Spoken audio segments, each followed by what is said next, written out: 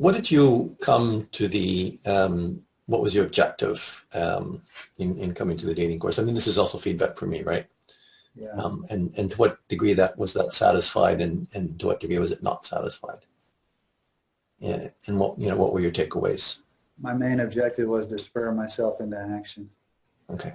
And I know from my experience that having a group that will hold me accountable is a really powerful way for me to do that. The other thing I came for was that part of the course content was to help us with our online dating profiles and techniques there. What was the second question? Okay, cool. Yeah, let's bookmark sort of the subject of profiles as well. The other question was what did you miss? What was the, was there anything that you wanted from the course that you didn't get?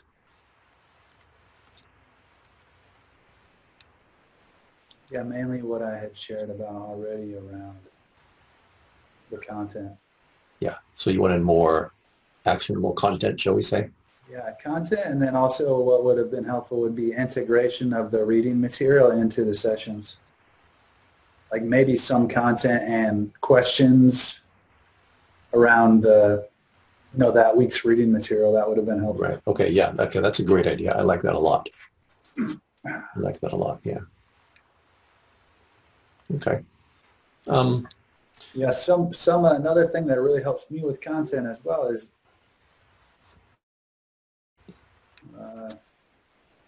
content is useful, but I don't absorb it well unless during the content there's a lot of interactive parts. Got it. Well, okay. Asking questions are really bringing me into it. Otherwise, I go into observer mode, and it's easy for me to space out then. And okay, love that feedback. Thank you so much. I think that's what we're going to do. That's what we're going to do in March. Okay. Nice. So what is your challenge? What is your greatest challenge in your daily life, Levi?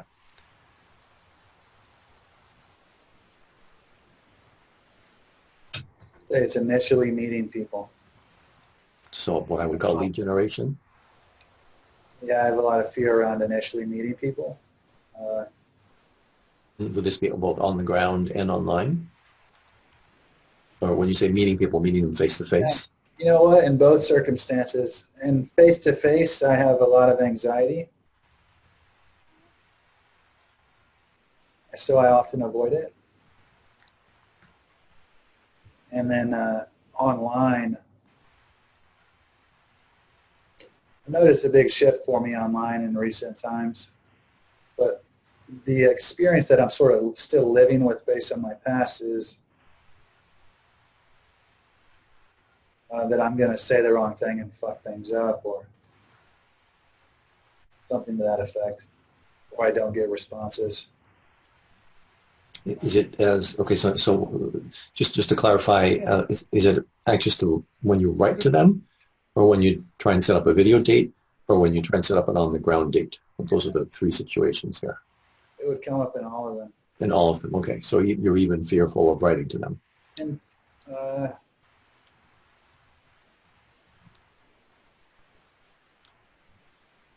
yeah, that can come up, especially if they're interested and I'm like really attracted to them and we're starting to connect.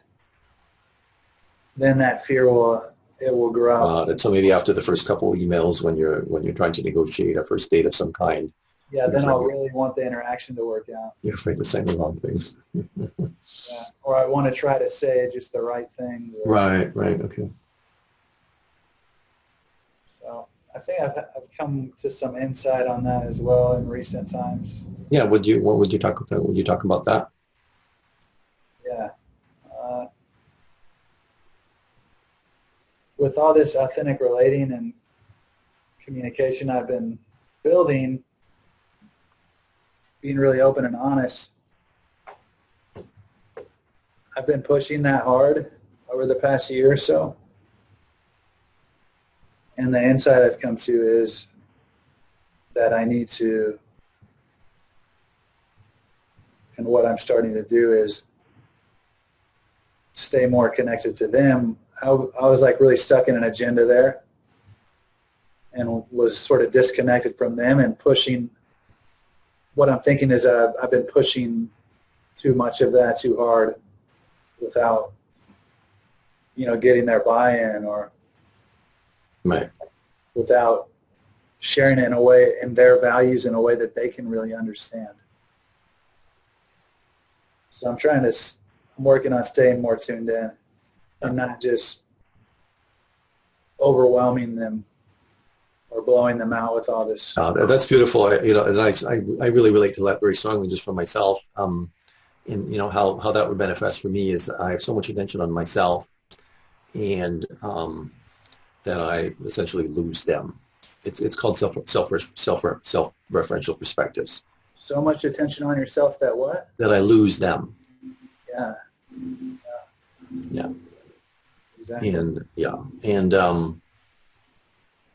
the other thing I want to say is that this is kind of vulnerable for me. Being a relational leader is tough, and I can talk a big game, but when the rubber hits the road, I'm not really doing a great job. I do pretty good in groups.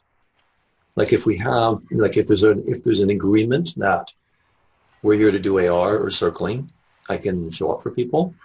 Okay. But in terms of people in my life, am I in their world? Am I trying to see things from their perspective? Not so much. And that's very. I just got this recently, and I don't really go out that much either. And I haven't been dating for the last 6 weeks since this whole disaster began. 6 weeks of I've been sort of in 6 weeks of crisis. So that was a pretty big wake-up call for me, and I just got that yesterday. Yeah. You have like a context around it. This is an area to use these relational skills, or this is what we're supposed to do here. You really get into it. This is I'm a circling fanatic.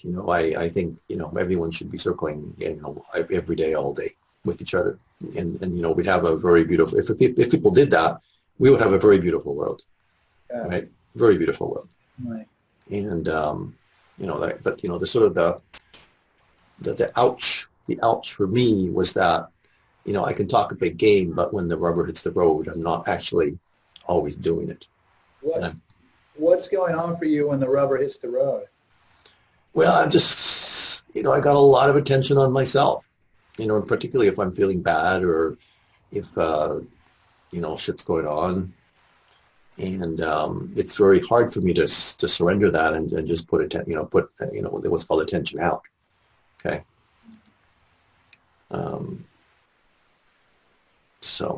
Which is, that's what vulnerable leadership is.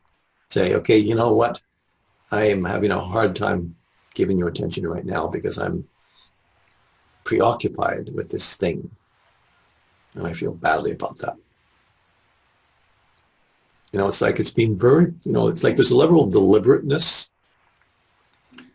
in relationship, in communication, that is extraordinarily powerful, but very few people practice. All right. What's the deliberateness? Well, what authentic relating fundamentally is approaching relationships with more deliberateness.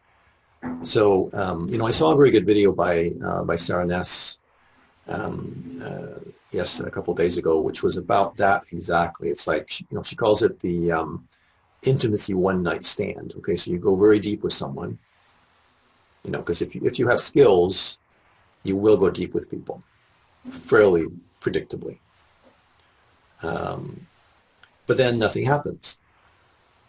Even though maybe you would want something to happen, maybe you're attracted to them and you want them to know you're attracted to them, but you don't say it because you're scared, right? And then nothing happens. So, this video was about the sort of the difference between shared humanity, which is, we all have shared humanity. We all have the same feelings ultimately, or some variation of the same feelings, versus shared personality. Shared personality is, things that we actually enjoy doing and possibly together, and or there's a mutual attraction. So there's failures of communication all along the chain that can happen. So you find common ground in shared humanity. You maybe find some common ground in shared personality, but then you don't make the invitation. Okay, what are you available for? I'm looking for dance partners. I'd love to, I haven't had a girlfriend in a year, and I'd love to have a girlfriend. Just like to really reach that level of directness is what we're trying for here. Okay. So that's a little bit of a content piece. It's not so much about you, but I think I like this on the recording. Okay.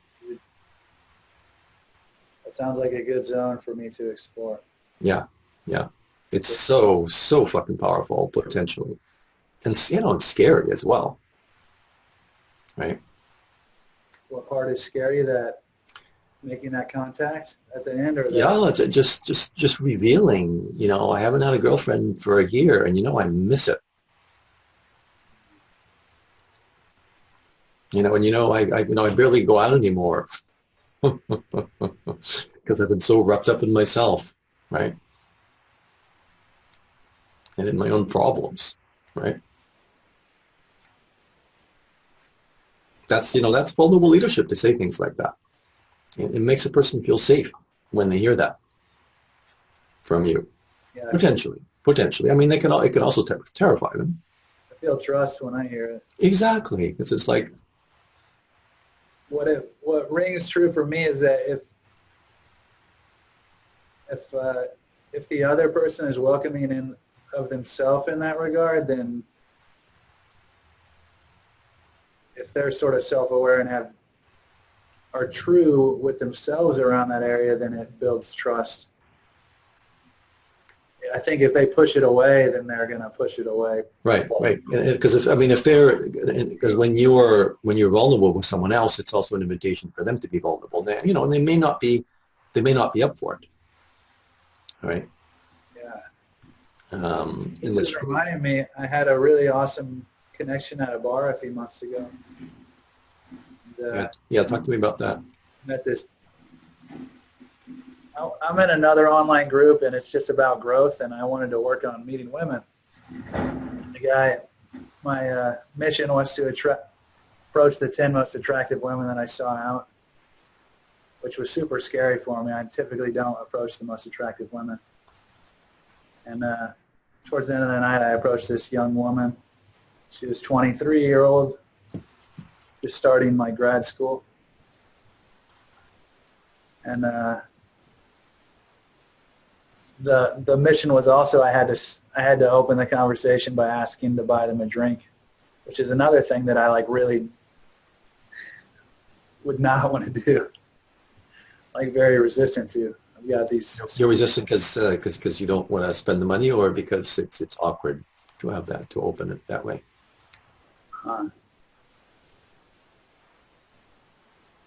It's some ego thing. I think there's a few different layers, but okay, it's like a rule I made. Okay, all right. I shouldn't have to pay for. That was the rule. I shouldn't have to pay for someone to be interested in me or something like that. Right. I understand. But it can be a nice gesture of appreciation as well. Yeah, it's a gift. But I had this nice conversation with this woman, and I was just sharing really vulnerably, I'm scared. I'm afraid of approaching you. Is that what you said, or? Pretty much. And we sat down and we're talking for a while, and she started revealing to me, and her two friends were sitting a few feet from us, and she's kind of covering. She's revealing all this stuff that she doesn't share with anyone else. That's so beautiful. Yeah, it was really sweet. Yeah, that's very cool. It felt really nice too. I noticed there's something I've been wanting to get clarity on. It's that sometimes I share vulnerably and it feels really powerful. It feels like it's coming from deep in my body. And my voice changes. My voice, it feels like it has tons of clarity. Other times I share vulnerably and I feel really contracted and like I'm looking for approval. And like the words can barely come out.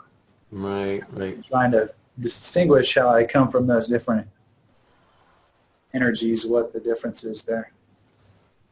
Yeah. What do you have any thoughts about that? I mean, sort of what I would feel, and when I feel into that, I imagine that in one case it's like a big effort, like a fear of how it's going to be received, versus in the other case it's like, okay, this is who I am, take it or leave it. But there's a very different energy, yeah.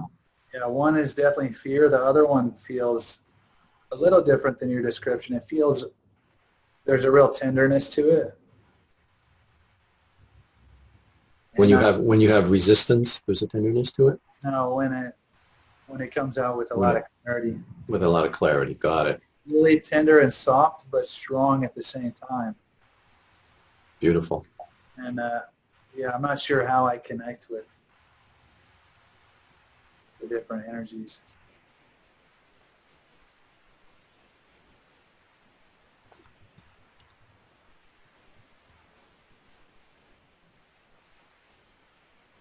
Yeah. So my meaning making around that would be, it's a question of, and you can tell me if I'm right or not. It's a question of the level of self-acceptance that you can bring to where you are in the moment. So, there are certain emotions that are easy to communicate. I call them like positive emotions, like I'm interested in you. I mean, that's not so easy, but it's a positive emotion. Versus, I'm angry. Could be very hard to receive. So, depending on how comfortable you are with that emotion, and does that resonate? Could lead to whether it's comfortable or uncomfortable to express. Yeah, that's definitely a factor at play. Yeah. Right. So, a level of self-acceptance that you can bring to yourself in all these situations, right? Yeah, self-acceptance, self-compassion. Yeah. How strong my connection to my body is plays a big role too. Right. That's beautiful. So whether you're feeling embodied as you make the approach or as you initiate the conversation, or right. If I'm in my head, it's really easy to get overwhelmed. Yeah. And that's like a big fear of mine. So it sort of feeds itself to some degree. Okay, cool. When I'm in my body, all I have to do is feel my body. I don't have to do anything else. I don't have to worry about the 1,000 things that are going to happen. All I got to do is deal with what's in here, and it might be really uncomfortable, but I can deal with that. Yeah. All right. That's a beautiful tip even for me. And I think I'll stop the recording with that, okay? All right. Sounds good, brother.